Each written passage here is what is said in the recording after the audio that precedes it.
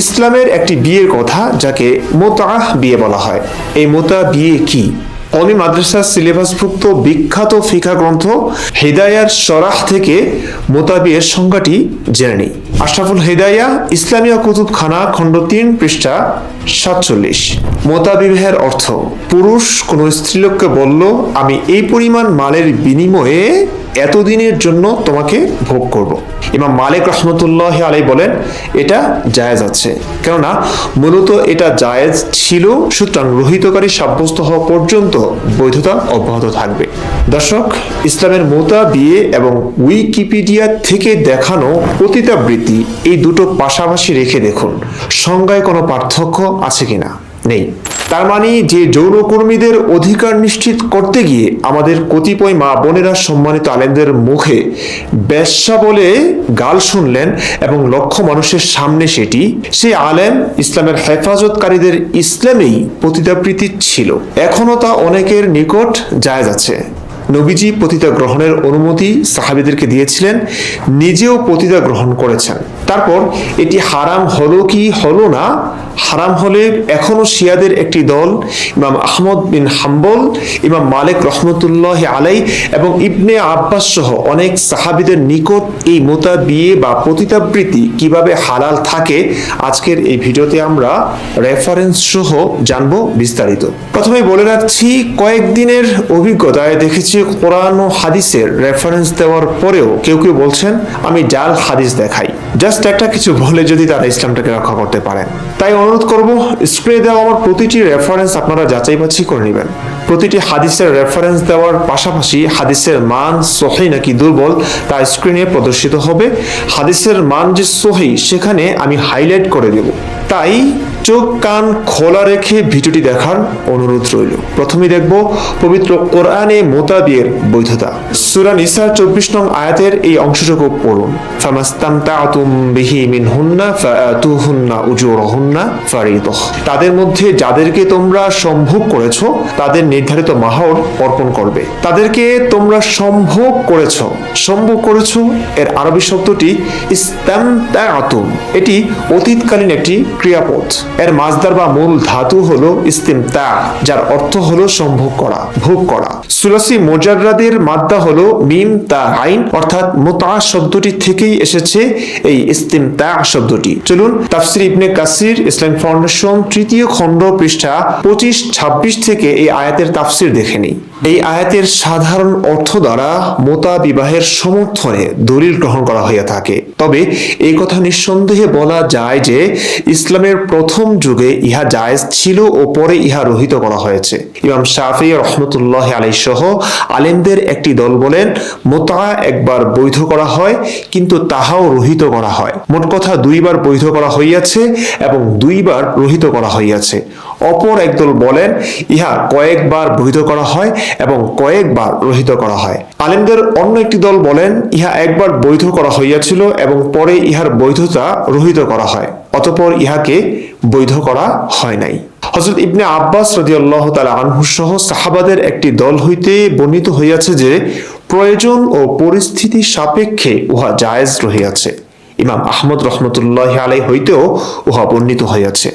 চলুন তাফসীর ইবনে Abbas Islamic foundation Bangladesh পৃষ্ঠা 228 থেকে এই আয়াতের তাফসীরটি একটু দেখে নেই। আরো বলা হয় তোমরা ক্রয় করবে তোমাদের অর্থ ব্যয়ে যেসব বাদী। আরো বলা হয় তোমরা চাইবে তোমাদের অর্থ ব্যয়ে তাদের লজ্জাস্থান, অর্থাৎ মুতআহের মাধ্যমে। পরবর্তীতে তা রহিত হয়ে গিয়েছে। দর্শক, পবিত্র কোরআন থেকে দেখলেন মুতআহ বিয়ে বা পতিতাবৃত্তি বৈধ হবার প্রমাণ। সেই সাথে এটিও জানলেন এটি কয়েকবার হালাল এবং হারাম হয়েছে। অবশেষে এটি রহিত হয়েছে বলেও উল্লেখ আছে দেখতে পেলেন। আবার এটিও দেখলেন কোন আলেম এটিকে এখনো জায়েজ বলেছেন। মহাবিশ্বের মহাক্ষমতাধর সর্বযন্ত্র আল্লাহর ধর্মের একটি গুরুতর বিধানের এমন হযবল অবস্থা কেন হলো সেটি একটি বড় প্রশ্ন। চলুন সেই প্রশ্নের গভীরে পৌঁছাই অনেক সহিহ হাদিস এবং নবী আর সাহাবীদের আমল বা কর্মকাণ্ড দেখা জানার মাধ্যমে। তখনই বুঝে আসবে মুতআহ বিয়ের বৈধতা অবৈধতার মূল উদ্দেশ্য প্রেক্ষাপট। সহিহ মুসলিম ইসলামিক ফাউন্ডেশন বাংলাদেশ 3283 নং হাদিস। আমাদের সামনে রাসূলুল্লাহ সাল্লাল্লাহু আলাইহি ওয়াসাল্লামের ঘোষক বেরিয়ে এসে বললেন, রাসূলুল্লাহ সাল্লাল্লাহু আলাইহি ওয়াসাল্লাম তোমাদের মুতআ বিয়ে করবার অনুমতি দিয়েছেন। হাদিসের মান সহিহ। একই রকম বর্ণনা পাওয়া যায় আরো কয়েকটি হাদিসে। সহিহ মুসলিম, ইসলামিক ফাউন্ডেশন বাংলাদেশ 3284 নং হাদিস। সহিহ মুসলিম, ইসলামিক ফাউন্ডেশন বাংলাদেশ 3288 নং হাদিস। সহিহ বুখারী তাওহীদ পাবলিকেশন 5117 এবং 5118 নং হাদিস। দর্শক দেখলেন, বুখারী মুসলিম শরীফের এই সবগুলো সহিহ হাদিসে নবীজি সাহাবীদের নানা সময়ে নানা যুদ্ধে মোতা বা পতিতাবৃত্তির অনুমতি দিয়েছেন বলে উল্লেখ আছে।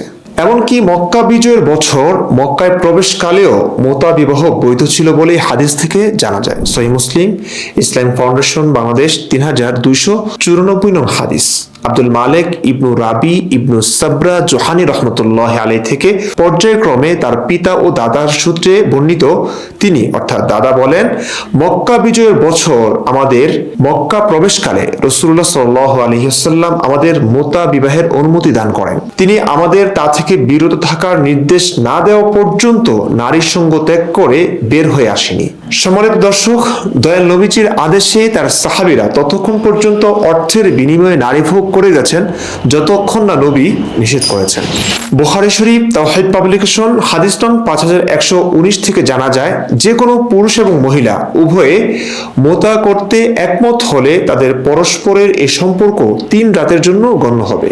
এরপর তারা ইচ্ছে করলে এর চেয়ে অধিক সময় স্থায়ী করতে পারে অথবা বিচ্ছিন্ন হতে চাইলে বিচ্ছিন্ন হয়ে যেতে পারে।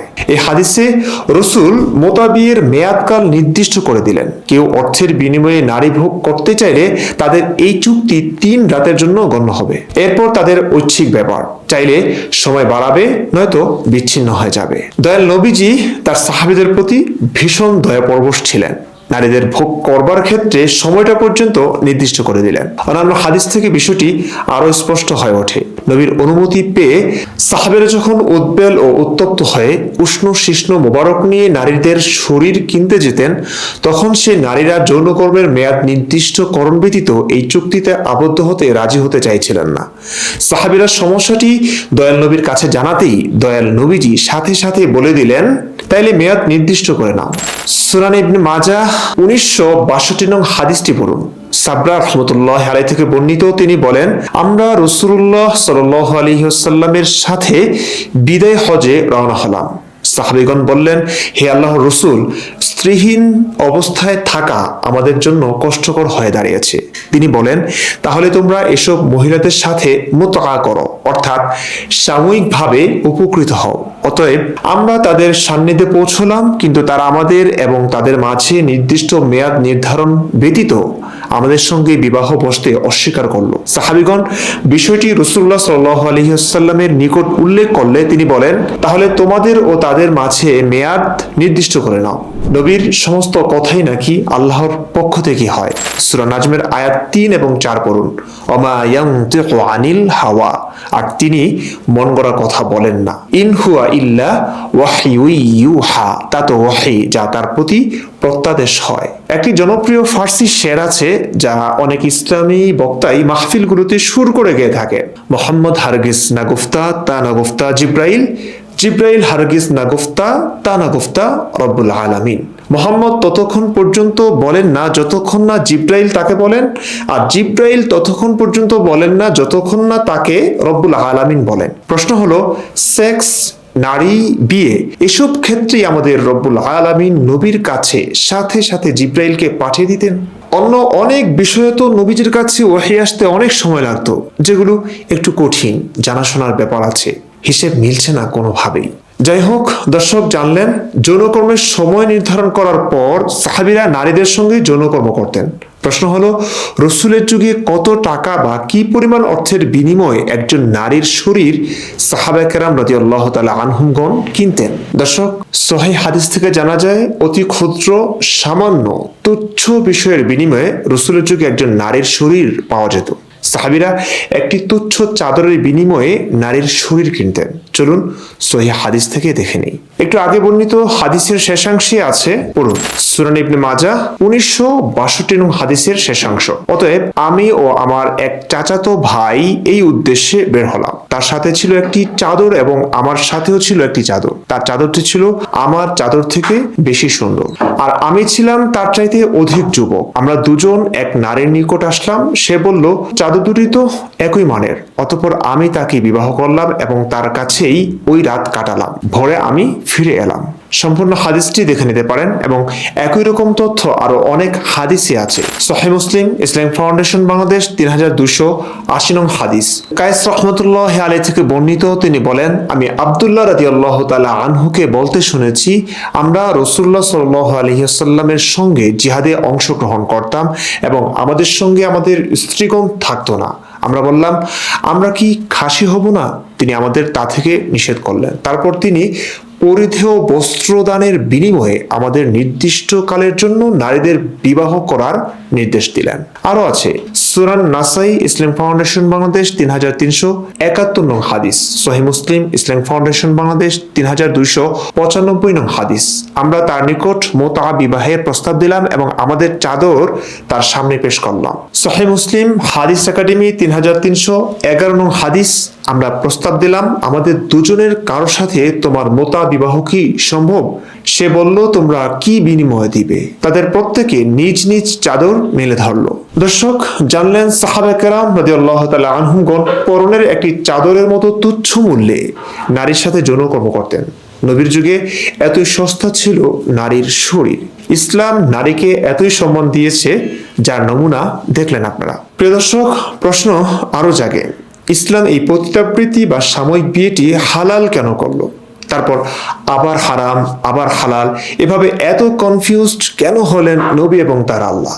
চলুন প্রথমে জানি ইসলাম এটিকে কেন হালাল করেছে। এর উত্তরটি জানা যায় সহিহ বুখারী তাওহীদ পাবলিকেশন 5116 নং হাদিস থেকে। আবু জামরাহ রাদিয়াল্লাহু তাআলা আনহু হতে বর্ণিত যে, আমি মহিলাদের মুতা বিয়ে সম্পর্কে ইবনু আব্বাস রাদিয়াল্লাহু তাআলা আনহুকে প্রশ্ন করতে শুনেছি। তখন তিনি তার অনুমতি দেন। তার আজাদকৃত গোলাম তাকে বললেন যে, এরূপ হুকুম নিতান্ত প্রয়োজন ও মহিলাদের স্বল্পতা ইত্যাদির কারণেই ছিল? ইবনে আব্বাস রাদিয়াল্লাহু তাআলা আনহু বললেন, হ্যাঁ। আরো জানা যায় সুনান ইবনে মাজাহ 1962 নং হাদিস থেকে সাবরা রাহমাতুল্লাহ আলাইহি থেকে বর্ণিত, তিনি বলেন, আমরা রাসূলুল্লাহ সাল্লাল্লাহু আলাইহি ওয়াসাল্লামের সাথে বিদায় হজে রওনা হলাম। সাহাবীগণ বললেন, হে আল্লাহর রাসূল, স্ত্রীহীন অবস্থায় থাকা আমাদের জন্য কষ্টকর হয়ে দাঁড়িয়েছে। তিনি বলেন, তাহলে তোমরা এসব মহিলাদের সাথে মুতআ করো, অর্থাৎ সাময়িকভাবে উপকৃত হও। আরো জানা যায় সহিহ মুসলিম, ইসলামিক ফাউন্ডেশন 3280 নং হাদিস থেকে কায়েস রহমতুল্লাহ আলাইহি থেকে বর্ণিত, তিনি বলেন, আমি আব্দুল্লাহ রাদিয়াল্লাহু তাআলা আনহুকে বলতে শুনেছি, আমরা রাসূলুল্লাহ সাল্লাল্লাহু আলাইহি ওয়াসাল্লামের সঙ্গে জিহাদে অংশগ্রহণ করতাম এবং আমাদের সঙ্গে আমাদের স্ত্রীগণ থাকতো না। আমরা বললাম, আমরা কি খাসি হব না? তিনি আমাদের তা থেকে নিষেধ করলেন। তারপর তিনি পরিধেয় বস্ত্রদানের বিনিময়ে আমাদের নির্দিষ্ট কালের জন্য নারীদের বিবাহ করবার নির্দেশ দিলেন। দর্শক, বর্ণিত কয়েকটি হাদিসে দেখলেন, নবী যখন সাহাবীদের নিয়ে কাফেরদের সাথে যুদ্ধে যেতেন, তখন সাহাবীদের নারীবিহীন থাকা খুবই কষ্টকর হয়ে যেত। কারণ যুদ্ধের পর কাফেরদের মারা শেষ হলে, যুদ্ধে বিজয় লাভ করলে তবেই না কাফেরদের মা বোন এবং শিশুরা নবী ও সাহাবীদের দাসী হিসেবে হস্তগত হবে। তখন তো অসংখ্য নারী পাবে ভোগ করবার জন্য, কিন্তু যুদ্ধ চলাকালীন সময়ে তো তাদের কাছে কোনো নারী নেই। নারীর সংস্পর্শ ছাড়া সাহাবীদের যুদ্ধ ঠিকঠাক হতো না। তাই দয়াল নবীজি সাময়িকভাবে পরিধেয় কাপড়ের বিনিময়ে নারী ভোগ করবার অনুমতি দিয়েছিলেন।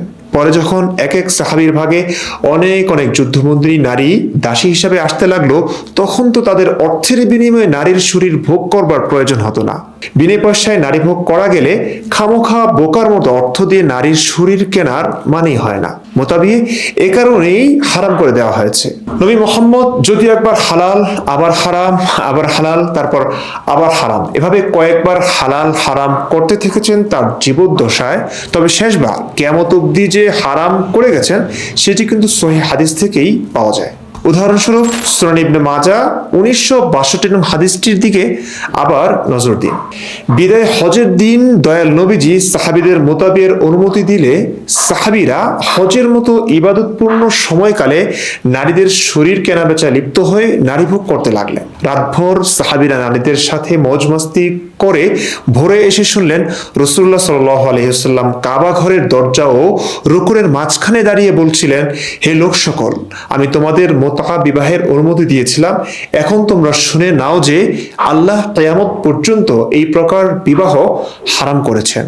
অতঃপর তোমাদের কারো কাছে এ ধরনের কোনো নারী থাকলে সে যেন তাকে ছেড়ে দেয় এবং তোমরা তাদেরকে যা কিছু দিয়েছো তা থেকে কিছুই ফেরত নিও না। প্রিয় দর্শক, আপনারা জানেন বিদায় হজ সংঘটিত হয়েছে 10ম হিজরিতে। এরপর 11তম হিজরিতে আমাদের প্রিয় নবীজি মারা যান।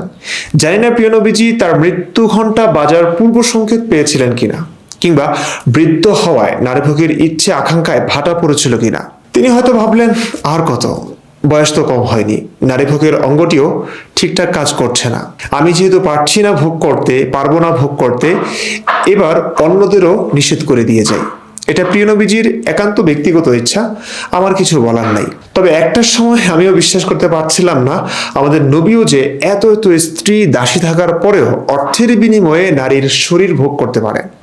আমার মতো অবস্থা আপনাদের অনেকেরই হতে পারে। অনুভূতিতে আঘাত পেলে ক্ষমাসুন্দর দৃষ্টিতে দেখবার অনুরোধ রইল। অবশ্য সহিহ ইসলাম প্রচার করাও সওয়াবের কাজ, শোনাও সওয়াবের কাজ। চলুন আমরা একটু পুণ্য কামাই। সংক্ষেপে আমরা একটু দেখে নিতে পারি দুটি হাদিস। মুসনাদে আহমদ 342 নং হাদিস। আবু মুসা রাদিয়াল্লাহু তাআলা আনহু বর্ণনা করেন যে ওমর রাদিয়াল্লাহু তাআলা আনহু বলেছেন, এটা অর্থাৎ মুতআ মানে হচ্ছে অস্থায়ী বিয়ে রাসূলুল্লাহ সাল্লাল্লাহু আলাইহি ওয়াসাল্লামের সুন্নাত। তবে আমার আশঙ্কা হয় যে লোকেরা এইসব স্ত্রীকে নিয়ে বাবলা গাছের নিচে বাসর করবে, তারপর তাদেরকে নিয়ে হজে যাবে। এবং মুসনাদে আহমদ 351 নং হাদিস। আবু মুসার ছেলে ইব্রাহিম বর্ণনা করেন, আবু মুসা রাদিয়াল্লাহু তাআলা আনহু মুতা অর্থাৎ অস্থায়ী বিয়ের পক্ষে ফতোয়া দিতেন। এক ব্যক্তি আবু মুসাকে বললেন, আপনার কিছু কিছু ফতোয়া নিয়ে একটু ধীরে চলুন, কারণ আপনার পরে আমিরুল মুমিনিন হজের ব্যাপারে কি নতুন ধারা প্রবর্তন করেছেন তা আপনি জানেন না। অবশেষে আবু মুসা ওমর রাদিয়াল্লাহু তাআলা আনহুর সাথে দেখা করে জিজ্ঞাসা করলেন। ওমর রাদিয়াল্লাহু তাআলা আনহু তাকে বললেন, আমি অবহিত হয়েছি যে রাসূলুল্লাহ সাল্লাল্লাহু আলাইহি ওয়াসাল্লাম ও তার সাহাবীগণ এটা করেছেন, তবে আমার কাছে এটা অপছন্দনীয় যে লোকেরা তাদের মোতাবিয়ের স্ত্রীদের সাথে বাসর করতে থাকবে আর হজে যাবে এমন অবস্থায় যে তখনও তাদের মাথার চুল গড়িয়ে ফোঁটা ফোঁটা পানি টপকাচ্ছে। চিন্তা করুন, নবীর কাজটি নিয়ে সামান্য ওমর রাদিয়াল্লাহু তাআলা আনহু অপছন্দের কথা জানাচ্ছেন। কি একটা অবস্থা! শুধু ওমর রাদিয়াল্লাহু তাআলা আনহুই না, এই লজ্জা আমাদের আলেমদেরও। কেন বলছি জানেন? এই হাদিস দুটি নিয়ে যখন আসিফ মহিউদ্দিনের মতো স্বঘোষিত গর্বিত অকপট নাস্তিকরা নিন্দে করছিল, বলছিল পতিতা রাখাও নবীর সুন্নত, তখন আমাদের হুজুররা এই হাদিস দুটির অনুবাদ চেঞ্জ করে দিলেন। আগে ছিল মুতআ অর্থাৎ অস্থায়ী বিয়ে, সেটি কেটে এখন অনুবাদ হয়ে গেল তামাত্তু হজ। নিচে দেখুন কি লিখেছে।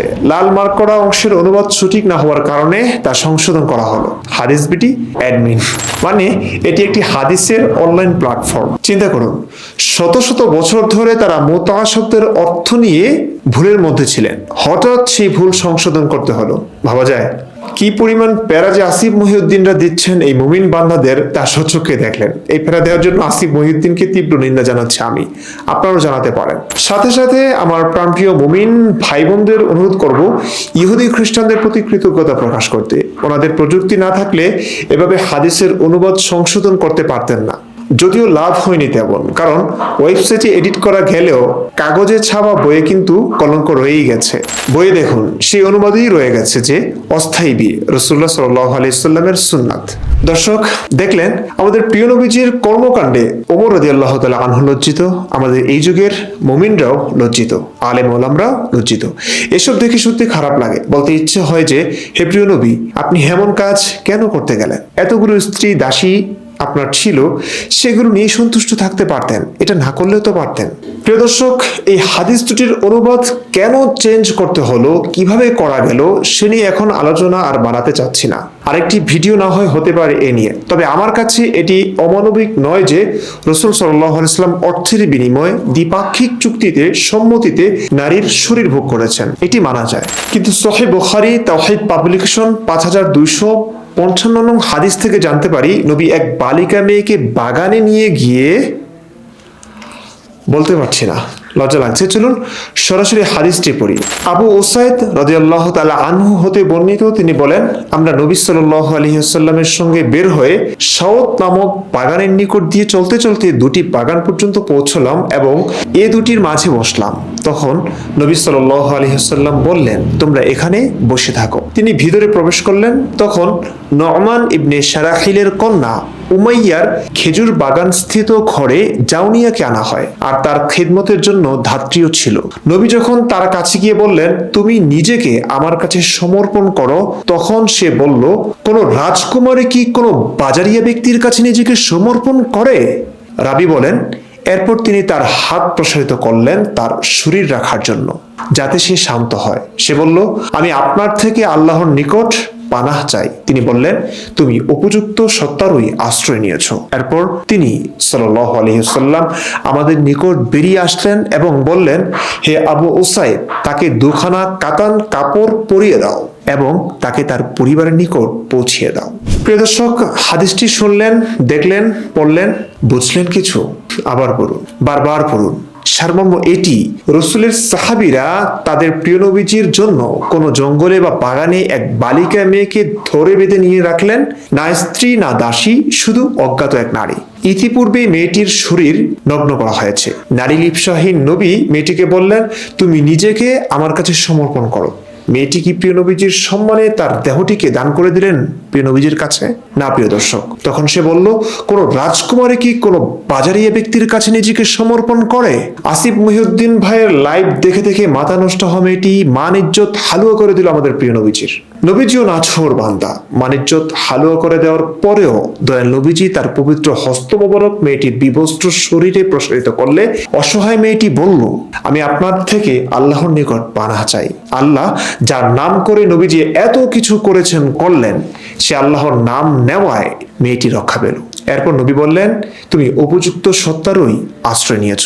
এরপর দয়াল নবীজি সাহাবাদের নিকট বেরিয়ে আসলেন এবং বললেন, হে আবু উসাইদ, তাকে দুখানা কাতান কাপড় পরিয়ে দাও এবং তাকে তার পরিবারের নিকট পৌঁছিয়ে দাও। কাপড় পরিয়ে দেওয়ার প্রয়োজনীয়তা কেন হলো, আশা করি ব্যাখ্যা বিশ্লেষণ করে বোঝানোর প্রয়োজন নেই। দর্শক, আগে তো হাদিসের অনুবাদ বদলে নবীর সম্মান বাঁচানোর চেষ্টা করেছেন আমাদের সম্মানিত আলেমরা, কিন্তু সহিহ বুখারীর এই হাদিসটি নিয়ে কি বলবেন তারা? খুব প্রয়োজন ছিল হাদিসটিকে কোনোভাবে দুর্বল বানাবার, কিন্তু সেটিও সম্ভব না। সহিহ বুখারীর সহিহ হাদিস এটি স্পষ্ট। যাই হোক, নবী নিজে মোতা বিয়ে করেছেন, সাহাবীরা করেছেন, ভোগ শেষে মৃত্যুর আগে নবী সেটি নিষেধ করে গেছেন। আশ্চর্যের বিষয় হলো, এর পরেও আবু বকর ও ওমরের যুগ পর্যন্ত সাহাবীরা দেদারছে এই মোতা বিয়ে করে গেছেন বলে সহিহ হাদিসে ভুরি ভুরি প্রমাণ পাওয়া যায়। চলুন ভিডিওটি সংক্ষিপ্ত করতে মাত্র একটি সহিহ হাদিস দেখে নিই। সহিহ মুসলিম ইসলাম ফাউন্ডেশন 3285 নং হাদিস। আতা রহমতুল্লাহ আলাইহি বলেন, জাবের ইবনে আব্দুল্লাহ রাদিয়াল্লাহু তাআলা আনহু উমরা পালন করতে এলেন। তখন আমরা তার আবাসে তার নিকট গেলাম। লোকেরা তার নিকট বিভিন্ন বিষয় জিজ্ঞাসা করলো। অতঃপর তারা মুতআর উল্লেখ করলে তিনি বলেন, হ্যাঁ, আমরা রাসূলুল্লাহ সাল্লাল্লাহু আলাইহি ওয়াসাল্লামের যুগে এবং আবু বকর রাদিয়াল্লাহু তাআলা আনহু ও ওমর রাদিয়াল্লাহু তাআলা আনহুর যুগে মুতাহ বিবাহ করেছি। আশ্চর্য কাণ্ড কারখানা তো! নবী তার যুগে কিয়ামত অবধি মুতা বিয়ে নিষিদ্ধ হারাম ঘোষণা করে গেলেন। তারপর আবু বকর ও ওমরের যুগেও কিভাবে সাহাবীরা পারেন নিষিদ্ধ কাজটি করতে? নবীর প্রতি বিশ্বাস ছিল না, নাকি নারীজনিত ব্যাপারে তারা এতটাই আগ্রহী ও উতলা ছিলেন যে এই ব্যাপারে নববী নিষেধাজ্ঞাও মানতে পারছিলেন না, নাকি এখানে অন্য কোনো রহস্য লুকিয়ে আছে? আসুন সামনে যাই, রহস্য উদ্ঘাটন করি। সহিহ মুসলিম ইসলাম ফাউন্ডেশন 3286 নং হাদিস থেকে জানা যায়, এক সাহাবী আমর ইবনে হুরাইসের একটি ঘটনাকে কেন্দ্র করে মোতা বিয়ে নিষিদ্ধ করেন ওমর রাদিয়াল্লাহু তাআলা আনহু। প্রশ্ন জাগে, মুহাম্মদ সাল্লাল্লাহু আলাইহি ওয়াসাল্লাম তার যুগে মোতা বিয়ে নিষেধ করে গেলে ওমর রাদিয়াল্লাহু তাআলা আনহুকে কেন মোতা বিয়ে নিষিদ্ধ করতে হলো? চলুন হাদিসটি দেখে নেই। আবু জুবাইর রাহমাতুল্লাহি আলাইহি বলেন, আমি জাবের ইবনু আব্দুল্লাহ রাদিয়াল্লাহু তাআলা আনহুকে বলতে শুনেছি, আমরা এক মুঠো খেজুর অথবা ময়দার বিনিময়ে রাসূলুল্লাহ সাল্লাল্লাহু আলাইহি ওয়াসাল্লামের যুগে এবং আবু বকর রাদিয়াল্লাহু তাআলা আনহুর যুগে মোতা বিবাহ করতাম। শেষ পর্যন্ত ওমর রাদিয়াল্লাহু তাআলা আনহু আমর ইবনে হুরাইসের বিষয়টিকে কেন্দ্র করে তা নিষিদ্ধ করেছেন। কি ছিল আমর ইবনে হুরাইসের ঘটনা? অন্য এক হাদিসে সেই ঘটনাটি পাওয়া যায়। সহিহ মুসলিম হাদিস একাডেমি 3307 নং হাদিস। এই হাদিসের শেষাংশটি দেখুন। আমর ইবনে হুরাইস কুফায় তার মুক্ত দাসীকে মোতাবিবাহ করেন। এর ফলে সে গর্ভবতী হলে তাকে নিয়ে আমর ইবনে হুরাইস ওমর ফারুক রাদিয়াল্লাহু তাআলা আনহুর কাছে উপস্থিত হন। এ সময় তিনি মোতাহ বিবাহকে কঠোরভাবে নিষিদ্ধ করেন। মুয়াত্তা মালিক রিওয়ায়াত 42। হাদিসটি থেকেও জানা যায়, ওমর রাদিয়াল্লাহু তাআলা আনহু এক ব্যক্তির মোতা বিয়ের মাধ্যমে এক নারীকে গর্ভবতী করে ফেলায় তাকে পাথর মেরে হত্যা করতে চেয়েছিলেন, কিন্তু তিনি এটি করেননি। কেন? ওমরের মুখেই শুনুন। মোতা নিষিদ্ধ লোকদের মধ্যে যদি এ বিষয়ে আমি পূর্বে ঘোষণা করিতাম, তবে এই মোতার কারণে ব্যভিচারের প্রতি রজম অর্থাৎ প্রস্তর নিক্ষেপ করিতাম। প্রশ্ন এখানেও তাই, নবী মোতা বিয়ে নিষিদ্ধ করে গেলে ওমরের ঘোষণা দেওয়ার প্রয়োজন কেন? আমাদের অনেক সম্মানিত আলেমরা এক্ষেত্রে হয়তো বলে থাকেন, নবী যে মোতা বিয়ে হারাম করার ঘোষণা দিয়েছেন তা অনেক সাহাবীর কাছে পৌঁছায়নি। আশ্চর্য! এই ঘোষণা নবী যখন দিয়েছিলেন তখন কি সাহাবায়ে কেরাম ঘোড়ার ঘাস কাটছিলেন? এই ঘোষণা স্বয়ং নবী দিয়েছেন, বেশ জোরে সোরেই ঘোষণা দিয়েছেন। হজের মতো আন্তর্জাতিক একটি প্ল্যাটফর্মে দাঁড়িয়ে দিয়েছিলেন। সুনান ইবনে মাজাহ 1962 নং হাদিসটির শেষাংশ দেখুন। তখন রাসূলুল্লাহ সাল্লাল্লাহু আলাইহি ওয়াসাল্লাম কাবা ঘরের দরজা ও রোকনের মাঝখানে দাঁড়িয়ে বলছিলেন, হে লোক সকল, আমি তোমাদের মুতআহ বিবাহের অনুমতি দিয়েছিলাম। এখন তোমরা শুনে নাও যে আল্লাহ কিয়ামত পর্যন্ত এই প্রকার বিবাহ হারাম করেছেন। এভাবে ঘোষণা দেওয়ার পরেও সাহাবীদের কাছে পৌঁছয়নি। মানে মহাবিশ্বের মহা ক্ষমতাধর আল্লাহ তার নবীর মাধ্যমে বিশ্ববাসীর কাছে একটি বার্তা দিচ্ছেন, যেটি বিশ্ববাসী বাদ দিলাম নবীর ডান হাত বাম হাত সাহাবীদের কাছেই পৌঁছয়নি। নবী বিদায় হজ করলেন 10ম হিজরিতে, তিনি মারা গেলেন 11তম হিজরিতে। তার মৃত্যুর পর খলিফা আবু বকর এর খেলাফত কাল চলে 2 বছর 3 মাস ধরে। তারপর ওমর খলিফা হন, ওমরের খেলাফত কাল চলে 10 বছর। ওমরের আমলে কোন সময়ে মোতা বিয়ে নিষিদ্ধ হয়েছে এ প্রশ্নে নাইবা গেলাম, ধরে নিলাম শুরুর দিকে। প্রশ্ন জাগে, মহাবিশ্বের মহা ক্ষমতাধর আল্লাহর তার একটি বার্তা নবীর পাশের ও কাছের মানুষের কাছে পৌঁছাতেই 3 বছর সময় লেগে গেল। আল্লাহর চাইতে ক্ষমতা বেশি দেখছি ফেসবুক মামা আমাদের মার্ক জাকারবার্গের। তিনি আমাদের এমন একটি অ্যাপস উপহার দিয়েছেন যার মাধ্যমে আমরা বিশ্বের এক প্রান্ত থেকে অপর প্রান্ত পর্যন্ত বার্তা পৌঁছাতে 3 সেকেন্ডও সময় লাগে না। 3 বছর বনাম 3 সেকেন্ড, কার ক্ষমতা বেশি? দর্শক বুঝতেই পারছেন, ডাল মে কুছ কালা হায়। চলুন আরো সামনে যাই, আরো গভীরে যাই, তখন বুঝবেন ডাল মে কুছ কালা নেই, পুরা ডাল হি কালা হায়। দর্শক যুক্তিতে তো মিলছেই না হিসেব, হাদিসের বিবরণগুলোতেও কি মিলছে? না। হাদিসগুলো সব এক জায়গায় রাখলে এক হযবরল অবস্থার সৃষ্টি হয়। রাসূল কি আসলেই শেষ বয়সে মোতা বিয়ে হারাম করে গেছেন, নাকি মোতা হারাম হওয়ার ব্যাপারটি মুহাম্মদের পরবর্তীতে ইবনে আব্বাস এবং কয়েকজন প্রখ্যাত সাহাবী বাদে বাদবাকি ওমর, আলী এবং অন্যান্যদের সম্মিলিত মতামত, যারা কোনো কোনো কারণে মোতা বিয়েটিকে অপছন্দ করায় হাদিসগুলো নবীর নামে চালিয়েছিলেন? চলুন এই বিষয়ে একটু ঘাটাঘাটি করি। মোতা বিয়ে কয়েক ধাপে হালাল হারাম হয়েছে এটা আগে বলেছি এবং হাদিসগুলো দেখিয়েছি। সহিহ বুখারী ইসলাম ফাউন্ডেশন হাদিসের শেষাংশে ইমাম বুখারী বলেন, আলী রাদিয়াল্লাহু তাআলা আনহু নবী সাল্লাল্লাহু আলাইহি ওয়াসাল্লাম থেকে এটা পরিষ্কার করে বলে দিয়েছেন মোতা বিবাহ প্রথা রহিত হয়ে গেছে। কখন কোন সময়ে রহিত হয়েছে মোতা বিয়ে? আলী রাদিয়াল্লাহু তাআলা আনহু বর্ণিত অন্যান্য অনেক হাদিসে পাওয়া যায় খাইবার যুদ্ধে নবী মোতা বিয়ে হারাম করেছেন। সহিহ বুখারী, ইসলাম ফাউন্ডেশন, আলী রাদিয়াল্লাহু তাআলা আনহু ইবনু আব্বাসকে বলেছেন নবী সাল্লাল্লাহু আলাইহি ওয়াসাল্লাম খাইবার যুদ্ধে মোতা বিবাহ এবং গৃহপালিত গাধার গোশত খাওয়া নিষেধ করেছেন।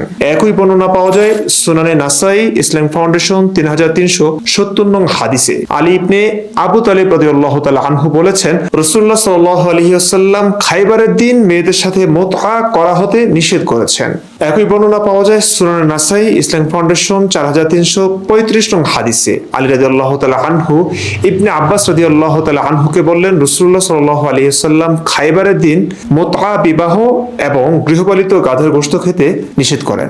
একই বর্ণনা পাওয়া যায় সুনানে তিরমিজি, ইসলাম ফাউন্ডেশন 1801 নং হাদিসে। আলী রাদিয়াল্লাহু তাআলা আনহু থেকে বর্ণিত যে তিনি বলেন খাইবার যুদ্ধের সময় রাসূলুল্লাহ সাল্লাল্লাহু আলাইহি ওয়াসাল্লাম আমাদেরকে মুতআ বিবাহ এবং গৃহপালিত গাধার গোশত আহার থেকে নিষেধ করেছেন। দর্শক দেখলেন আলী রাদিয়াল্লাহু তাআলা আনহু থেকে বর্ণিত প্রত্যেকটি হাদিসেই একই বর্ণনা, মুতা বিয়ে হারাম হয়েছে খাইবার যুদ্ধে। এবার দেখি খাইবার যুদ্ধ ঠিক কবে সংঘটিত হয়েছিল। খাইবারের যুদ্ধ সংঘটিত হয়েছিল 7ম হিজরির মুহররম মাসে, মে বা জুন 628 খ্রিস্টাব্দে।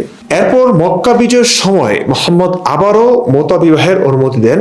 মক্কা বিজয় হয়েছিল 8ম হিজরির রমজান মাসে 11 জানুয়ারি 603 খ্রিস্টাব্দে, যেটি সহিহ মুসলিম, ইসলাম ফাউন্ডেশন বাংলাদেশ হাদিস নাম্বার 3295 থেকে পাওয়া যায়। এর আরো পরে আবার হুনাইনের যুদ্ধের পরে সংঘটিত হওয়া আওতাসের যুদ্ধের সময় আবারও মুতা বিবাহের অনুমতি দেন।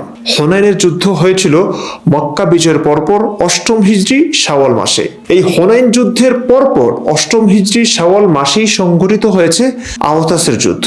তখন আবারও মুতা বিবাহের অনুমতি দেওয়া হয়েছিল।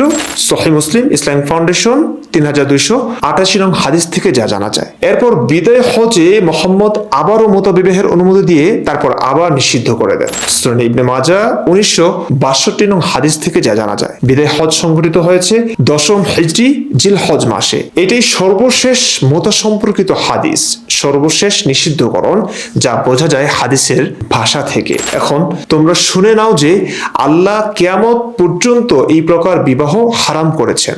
এতে আমরা এটা স্পষ্ট বুঝলাম যে নবী তার সাহাবীদের নিয়ে যখন যুদ্ধ করতে যেতেন তখন নারী স্বল্পতার কারণে, নারী সংস্পর্শহীনতায় সাহাবীদের কাফের মারা ঠিকঠাক হতো না বিধায় দয়াল নবীজি যুদ্ধকালীন মুহূর্তে মুতা বিয়ে হালাল করে দিতেন।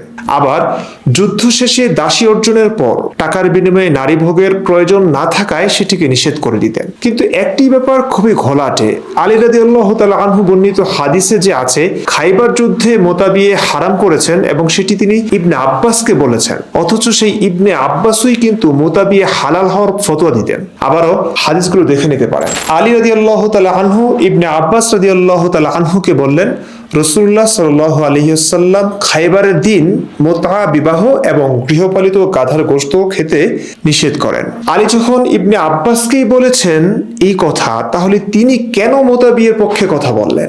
সহিহ হাদিস থেকে জানা যায় ইবনে আব্বাস, যিনি রাসূলের চাচাতো ভাই, বিশিষ্ট ফকিহ, কোরআনের শ্রেষ্ঠ মুফাসসির, খোদ নবী যার জ্ঞানের প্রশংসা করতেন, বড় বড় খলিফা, সাহাবী প্রত্যেকেই যার জ্ঞান ও প্রজ্ঞার প্রশংসায় পঞ্চমুখ ছিলেন, সেই ইবনে আব্বাস কিন্তু মুতা বিয়ের পক্ষে ফতোয়া দিতেন এবং এটিকে আল্লাহর বিশেষ রহমত বা করুণা মনে করতেন। ওমরের ফতোয়াটিকেও তিনি মানতেন না। চলুন ইবনে আব্বাস কি বলেছেন হাদিস থেকে দেখে নেই। সহিহ মুসলিম, ইসলাম ফাউন্ডেশন 3299 নং হাদিস। আব্দুল্লাহ ইবনে জুবাইর রাদিয়াল্লাহু তাআলা আনহু মক্কায় ভাষণ দিতে দাঁড়িয়ে বললেন, কিছু লোক এমন আছে আল্লাহ যেমন তাদের চোখ অন্ধ করে দিয়েছেন তেমনি অন্তরকেও অন্ধ করে দিয়েছেন। তারা মুতার পক্ষে ফতোয়া দেয়। একথা বলে তিনি এক ব্যক্তির প্রতি ইঙ্গিত করলেন। সে ব্যক্তি ইবনু আব্বাস রাদিয়াল্লাহু তাআলা আনহু। তিনি তাকে ডাক দিয়ে বললেন, তুমি একটা অসভ্য ও রূঢ় ব্যক্তি। আমার জীবনের শপথ, ইমামুল মুত্তাকিন রাসূলুল্লাহ সাল্লাল্লাহু আলাইহি ওয়াসাল্লামের যুগে মুতাহ প্রচলিত ছিল। দর্শক, হাদিসের পরবর্তী অংশটি পরে দেখাচ্ছি। আপাতত দেখলেন ইবনে আব্বাস যে মুতা বিয়ের পক্ষে ফতোয়া দিতেন সেটি, এবং এই কারণে তার প্রতি রুষ্ট ছিলেন অন্যান্য সাহাবীরা। হামকি ধামকি এমনকি মৃত্যুর হুমকিও দিয়েছেন অন্যান্য অনেক সাহাবী। শুধু তাই নয়, ইবনে আব্বাস বলেন সাময়িক বিয়ে এ উম্মতের জন্য আল্লাহ তাআলার একটি করুণা হিসেবে গণ্য ছিল। যদি ওমর ইবনুল খাত্তাব রাদিয়াল্লাহু তাআলা আনহু সাময়িক বিয়ে হতে নিষেধ না করতেন, তাহলে হতভাগা ব্যতীত অন্য কেউ ব্যভিচারের শিকার হতেন না। তো হাদিস শরীফ ইসলামিক ফাউন্ডেশন 3য় খণ্ড পৃষ্ঠা 48। দর্শক, প্রশ্ন জাগে, আলী রাদিয়াল্লাহু তাআলা আনহু ইবনে আব্বাসকে যদি বলে থাকেন নবী খাইবার যুদ্ধে মোতা বিয়ে নিষিদ্ধ ঘোষণা করেছেন, যে খাইবার যুদ্ধ সংগঠিত হয়েছিল 7ম হিজরিতে, তাহলে ইবনে আব্বাস কেন এত এত বছর পরেও এই ফতোয়া দেবেন যে মোতা বিয়ে হালাল? কেন বলবেন এটি আল্লাহর বিশেষ করুণা? কেন তিনি বলবেন যদি ওমর ইবনুল খাত্তাব রাদিয়াল্লাহু তাআলা আনহু সাময়িক বিয়ে হতে নিষেধ না করতেন, তাহলে হতভাগা ব্যতীত অন্য কেউ ব্যভিচারের শিকার হতো না? আমরা ঠিক কাকে মানব? রসুলকে? সাহাবাদেরকে মানলে সাহাবাদের মধ্যে কাকে মানব? আলী রাদিয়াল্লাহু তাআলা আনহুকে নাকি ইবনে আব্বাসকে? রসুলকে তো দেখিনি, রসুলের কথাগুলো তো সাহাবীরা বর্ণনা করেছেন, সেগুলো পরবর্তীতে লেখা হয়েছে। এখন এক এক সাহাবী এক এক রকম কথা বলছে, কোন সাহাবীকে মানব? বাংলাদেশের যত বড় বড় আলেম ওলামা আছেন, শেখ আহমদুল্লাহ, মিজানুর রহমান আজহারি, আল্লামা মামুনুল হক সাহেব, চরমনাই পীর রেজাউল করিম, নায়েবে আমিরুল মুমিনিন ফয়জুল করিম, মুফতি দেলাওয়ার সাহেব, বর্তমান বাইতুল মুকাররমের খতিব মুফতি আব্দুল মালেক প্রমুখ আলেম ওলামা এবং তাদের কথা শোনা অধিকাংশ মুসলিমরাই নিজেদের আহলে সুন্নাত ওয়াল জামাতের অনুসারী বলে মনে করেন। এটি সেই জান্নাতি দল যার ব্যাপারে রাসূল বলেছেন, আমার উম্মত 73 দলে বিভক্ত হবে, শুধু একটি দল ছাড়া তাদের সবাই জাহান্নামী হবে। সাহাবীগণ বললেন, হে আল্লাহর রাসূল, সে দল কোনটি? তিনি বললেন, আমি ও আমার সাহাবীগণ যার উপর প্রতিষ্ঠিত, অর্থাৎ এরাই সঠিক দল। এই দলটি আহলুস সুন্নাত ওয়াল জামাত। সুন্নত বলে রসুলের আনুগত্য বোঝানো হয়েছে, জামাত বলতে সাহাবে কেরামের আনুগত্য বোঝানো হয়েছে। অর্থাৎ জান্নাতি এই সঠিক দলটিকে রসুলের সমস্ত সাহাবাদের সত্যের মাপকাঠি বলে বিশ্বাস করতে হবে, সবাইকে সঠিক পথের অনুসারী বলে মানতে হবে। এক কথায় আলী রাদিয়াল্লাহু তাআলা আনহুকেও মানতে হবে, এদিকে আলীর কথার বিপরীত মত প্রকাশকারী ইবনে আব্বাসকেও মানতে হবে। এবার ভাবুন, কোন মানুষের পক্ষে এটি সম্ভব কিনা? দর্শক, আপনারা দেখলেন সাহাবাদের মাঝে মোতা বিয়ের হারাম হওয়া নিয়ে মতানৈক্য আছে। যদি ওমর রাদিয়াল্লাহু তাআলা আনহুর মোতা বিয়ে নিষিদ্ধ ঘোষণার পর সংখ্যাগরিষ্ঠ সাহাবীরাই একমত হয়েছেন, খলিফার বিধান না মেনে উপায় বাকি। তাই আমাদের সম্মানিত আলেমরা বলে থাকেন, যেহেতু মোতা বিয়ে হারাম হওয়ার ওপর ইজমা সংঘটিত হয়েছে, মানে সকলের ঐক্যমত্য প্রতিষ্ঠিত হয়েছে, তাই ইসলামের বিধান এখন এটি। কিন্তু এখানে দুটি গুরুতর প্রশ্ন দেখা দেয়। এক, রাসূল যদি এটি হারাম করে গিয়ে থাকেন, এর উপর সাহাবাদের ইজমার কেন প্রয়োজন হয়? দুই, ইজমার মানে সকল সাহাবাদের ঐক্যমত প্রতিষ্ঠিত হওয়া। ইবনে আব্বাসের মতো বিখ্যাত জাদ্রেল সাহাবীকে বাদ দিয়ে কিভাবে ইজমা প্রতিষ্ঠিত হতে পারে? প্রথম প্রশ্নটির উত্তর আমাদের সম্মানিত আলেমদের কাছ থেকে না পেলেও দ্বিতীয় প্রশ্নটির উত্তর কিন্তু পেয়েছি। তারা বলেন, শেষ বয়সে ইবনে আব্বাস নাকি ওমরের ফতোয়া মেনে নিয়েছিলেন। কিন্তু একথার প্রমাণ কি? আমরা তো বিপরীত প্রমাণ দেখি তাফসীর ইবনে কাসির ইসলামিক ফাউন্ডেশন 3য় খণ্ড পৃষ্ঠা 25 থেকে পড়ুন, যেখানে আছে, হযরত ইবনে আব্বাস ও সাহাবাদের একটি দল হইতে বর্ণিত হইয়াছে যে প্রয়োজন ও পরিস্থিতি সাপেক্ষে উহা জায়েজ রহিয়াছে। আলেমরা এটি কিভাবে বলেছেন জানি না। যদি ইবনে আব্বাস এটি মেনে নিয়েও থাকেন, তবে এই মানার মানে কি সেটি এই হাদিস থেকে স্পষ্ট হয়ে ওঠে। সহিহ মুসলিম ইসলাম ফাউন্ডেশন 3299 নং হাদিস। আবার দেখুন, ইবনে আব্বাস মোতা বিয়ের পক্ষে ফতোয়া দিতেন বিধায় ইবনে জুবাইর রাদিয়াল্লাহু তাআলা আনহু তাকে বললেন, আপনি নিজে একবার করে দেখুন, আল্লাহর শপথ, আপনি যদি তা অর্থাৎ মুতআ করেন, তাহলে আপনার জন্য নির্ধারিত পাথর দিয়েই আপনাকে রজম বা পাথর নিক্ষেপে হত্যা করব। দর্শক, এমন মৃত্যুর হুমকি দিলে মেনে না নিয়ে উপায় কি থাকে বলুন? দীর্ঘ সময়ের এই আলোচনায় আমরা এখনো মোতা বিয়ে নিয়ে কোনো সমাধানে পৌঁছাতে পারলাম না। আসলেই কি মোতা বিয়ে হারাম হয়েছিল? হারাম হলে সূরা নিসার 24 নং আয়াত রহিত হবার আয়াত কোথায়? উসুলি ফিকার নিয়ম অনুযায়ী কোরআনের কোনো আয়াত রহিত করার ক্ষমতা কোনো হাদিসের নেই। কোরআনের আয়াত রহিত করতে পারে কেবল আরেকটি আয়াত, সূরা বাকারার 106 নং আয়াতও তাই বলছে, মা নানসাখ মিন আয়াতিন আও নুনসিহা নাতি বিখায়রিন মিনহা আও মিসলিহা। আমরা কোনো আয়াত রহিত করলে বা ভুলিয়ে দিলে তা থেকে উত্তম অথবা তার সমান কোনো আয়াত এনে দিই, কিন্তু আয়াত তো নেই। আলেমরা বলেন মোতা বিয়ে হারাম হলেও তা হয়েছে হাদিসের মাধ্যমে। চলুন তাফহিমুল কোরআন সৈয়দ আবুল আলা মওদুদী 9ম খণ্ড পৃষ্ঠা 11 থেকে এই বিষয়ে সামান্য কয়েক লাইন পড়ে নিই।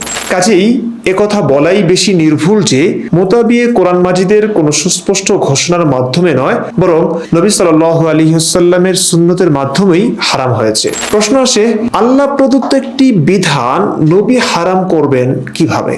অনেক মানুষ হাদিসে ইসলামের ব্যাখ্যা বিশ্লেষণ শুনে বিশ্বাসই করতে পারেন না এগুলো তাদের প্রিয় নবীজির কর্মকাণ্ড। তাই তারা এখন সমস্ত হাদিসকে অবিশ্বাস শুরু করেছেন, শুধু কোরআনে বিশ্বাসী তারা। তাদের মতে মোতা বিয়ে এখনো হালাল হওয়ারই কথা, কারণ কোরআনে মোতা বিয়ে বৈধ হওয়ার আয়াত আছে, অবৈধ হওয়ার আয়াত নেই। এছাড়া বিষয়টি নিয়ে যেহেতু আল্লাহ ও রসুল এত কনফিউশনে ছিলেন, তাই এটি নিয়ে এখন মুসলিম বিশ্বেও অনেক কনফিউশন মতানৈক্য রয়েছে। ইবনে আব্বাস ও সাহাবায়ে কেরামের একটি দল, শিয়াদের একটি দল, প্রসিদ্ধ 4 মাযহাবের 2 ইমাম, ইমাম আহমদ বিন হাম্বল এবং ইমাম মালিক রহমতুল্লাহ আলাইহি প্রমুখ ব্যক্তিগণের নিকট মোতা বিয়ে এখনো হালাল। বাকিদের নিকট এটি আগে হালাল ছিল, তবে এখন সেটি হারাম। প্রিয় দর্শক, মোতা বিয়ের সুদীর্ঘ এই আলোচনার মাধ্যমে আমাদের যা জানা বোঝা প্রশ্ন জাগা তা হলো এই: 1. ইসলামে মোতা বিয়ে বা সাময়িক বিয়ের বিধান ছিল, পতিতাবৃত্তির সঙ্গে যার কোনো তফাৎ নেই। 2. সাহাবায়ে কেরাম পতিতা গ্রহণ করেছেন, নবী মুহাম্মদও করেছেন বলেই প্রমাণিত হয়, যদিও সেটি আলেম ওলামারা গোজামিল অপব্যাখ্যা করে অস্বীকারের অপচেষ্টা করে থাকেন, কিন্তু নবী মুহাম্মদ না করলেও অনুমতি তো দিয়েছেন। 3. নবী মুহাম্মদ মোতা বিয়ে করেননি, এটা মেনে নিলেও তাকে মহান বলা যায় না, কারণ সহিহ হাদিসের আলোকে স্পষ্ট যে তিনি মেয়েদের ধরে ধরে জোরপূর্বক বাগানে নিয়ে বিয়ে অর্থ ছাড়াই নারী ভোগ করতে চাইতেন, যেটি মোতা বিয়ের চাইতে অনেক বেশি অমানবিক। 4.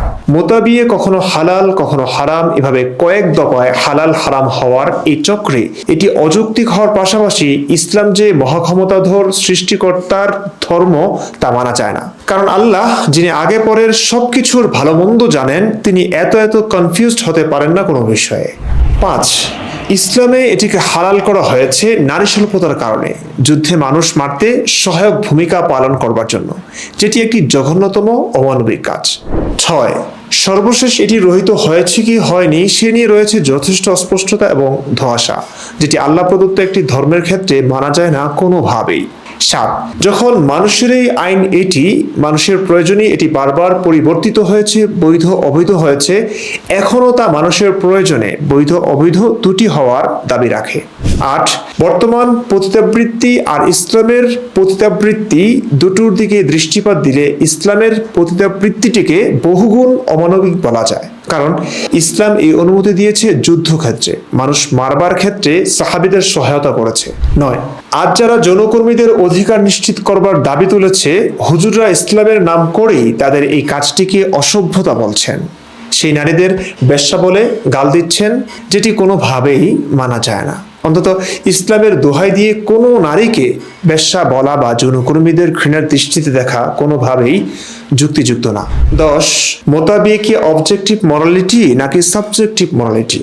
অবজেক্টিভ মরালিটি মানে হলো এমন নৈতিকতা যা স্থানকাল পাত্র ভেদে পরিবর্তিত হয় না।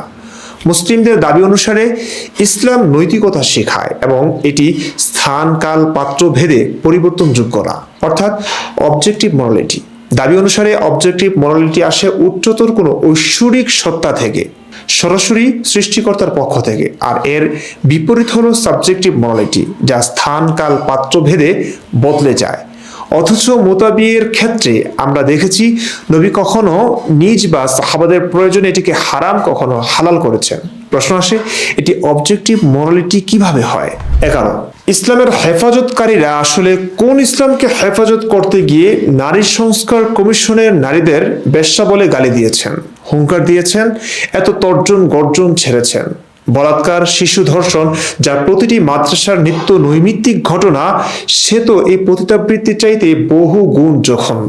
তা নিয়ে কি কখনো তারা এমন হুঙ্কার ছেড়েছেন, ওয়াজ মাহফিলে প্রতিবাদ করেছেন? কেন করেননি? তারা কি বলাৎকারকারী, শিশু ধর্ষণকারীদের চাইতে যৌনকর্মীদের বেশি ঘৃণা করেন? 12, পতিতাবৃত্তি যা দ্বিপাক্ষিক চুক্তিতে হয়, যাতে জোর জবরদস্তির কোনো দখল নেই, সেটি কিভাবে বলাৎকার এবং শিশু ধর্ষণ, যাতে জোর জবরদস্তি আছে, এক পক্ষের সীমাহীন কষ্ট ও ক্ষতি আছে, এগুলোর চাইতে ঘৃণিত ও প্রতিবাদযোগ্য হয়? 13, আজ যে হুজুররা পতিতাবৃত্তির বিরুদ্ধে মাঠে নেমেছেন, নারীদের গালি দিচ্ছেন, ঘৃণা করছেন, তারা কি নবীর কাজটিকেও ঘৃণা করছেন? নবীও তো এমন কাজ করেছেন বা অনুমতি দিয়েছেন, সাহাবায়ে কেরাম করেছেন। 14, ব্যক্তিগতভাবে আমি পতিতাবৃত্তিকে পছন্দ করি না। আমি চাই প্রতিটি নারী পুরুষের সম্মানজনক কর্মসংস্থান হোক, শরীর বিক্রি যেন তাদের পেশা না হয়। কিন্তু কেউ যদি স্বেচ্ছায় স্বপ্রণোদিত হয়ে বা নিরুপায় হয়ে এই কাজ বেছে নেয়, তবে তার ব্যক্তি স্বাধীনতায় হস্তক্ষেপ করে এর বিরোধিতা করতে পারি না আমি। 15, পতিতাবৃত্তি কিছু ক্ষেত্রে সমাজের অনেক উপকারেও আসে। সবচেয়ে বেশি উপকারে আসার কথা মাদ্রাসার অনেক হুজুরদের, যারা নারীর সংস্পর্শ না পেয়ে শিশু বলাৎকারের মতো জঘন্য অমানবিক কর্মে লিপ্ত হন। 16, মোতাবিয়ের আদ্যপান্ত জানার পর এটি খুবই পরিষ্কার যে মুহাম্মদ সাল্লাল্লাহু আলাইহি ওয়াসাল্লাম যখন সাহাবীদের নিয়ে যুদ্ধ জিহাদে যেতেন, সাহাবীদের নারী সঙ্গ ছাড়া বেচৈন, অস্থির লাগতো। এমন অস্থিরতা নিয়ে কাফের মারা যায় না ঠিকঠাক ভাবে। সেই সময় নবী মুহাম্মদ ঠিকঠাক ঠান্ডা মাথায় যুদ্ধ করবার লক্ষ্যে সাহাবীদের তুচ্ছ কিছুর বিনিময়ে নারীর শরীর ভোগ করবার বা মোতাবিয়ের অনুমতি দিয়েছিলেন। পরবর্তীতে যুদ্ধলব্ধ সম্পদের মধ্যে অসংখ্য নারী দাসী হিসেবে এক এক সাহাবীদের ভাগে পড়ে। বিনা পয়সায় নারীর শরীর পাওয়ার পর অর্থের বিনিময়ে নারী ভোগ করবার পক্ষে ছিলেন আমাদের নবী মুহাম্মদ, তাই মোতাবিয়ে নিষিদ্ধ হয়। এভাবে কয়েক ধাপে বৈধ অবৈধ খেলা চলতেই থাকে। শেষ পর্যন্ত এটি বৈধ ছিল না অবৈধ হয়েছিল, সেটি নিয়ে রয়েছে অস্পষ্টতা আর কঠিন ধোঁয়াশা। কিন্তু নবীর মৃত্যুর পরেও আবু বকর ও ওমরের যুগে সাহাবীরা এই মোতাবিয়ে করেছেন, সেটি স্পষ্ট। ওমরের খেলাফতে বহু রাজ্য বিজিত হয়, বহু নারী সম্পদ মুসলিমদের হস্তগত হয়। মোতাবিয়ের তখন আর প্রয়োজন না থাকায় ওমর কঠোরভাবে এটিকে নিষিদ্ধ ঘোষণা করে। খলিফা ওমরের সিদ্ধান্ত মেনে নিতে বাধ্য সকলে। তারপরও ইবনে আব্বাস এবং সাহাবাদের একটি দল ওমরের সিদ্ধান্তটিকেও মানেননি, নবীর যুগে এটি ছিল বলে। পরে তাদের জোরপূর্বক মানতে বাধ্য করা হয়েছিল কিনা তা স্পষ্ট জানা যায় না। তবু আলেমরা বলে থাকেন মোতাবিয়ে হারাম হওয়ার উপর সাহাবাদের ইজমা প্রতিষ্ঠিত হয়েছে, কিন্তু এখনো মোতাবিয়ে হালাল নাকি হারাম সে নিয়ে বিশ্বের মুসলিম একমত হতে পারছেন না। এমন অস্পষ্ট ধোঁয়াশাপূর্ণ হযবরল একটি ধর্ম নিয়ে আজ আমাদের দেশের হুজুররা নারীদেরকে অপমানিত করে যাচ্ছেন প্রতিনিয়ত। গালাগাল দিয়ে যাচ্ছে, রাজপথ গরম করছে, নামছে মিছিল সমাবেশে। এই হুজুররা আজ পতিতাবৃত্তিকে অসভ্যতা ও অনৈতিক মনে করলে তাদের নবী, আমাদের প্রিয় নবীজির কাজটিকে কি বলবেন? তারা সাহাবীদের কাজগুলোকে কি বলবেন? এই অসভ্য, জঘন্য, অনৈতিক কাজগুলো তাদের নবী ও সাহাবীরা ঠিক কেন করেছিলেন? প্রশ্ন আপনাদের কাছে।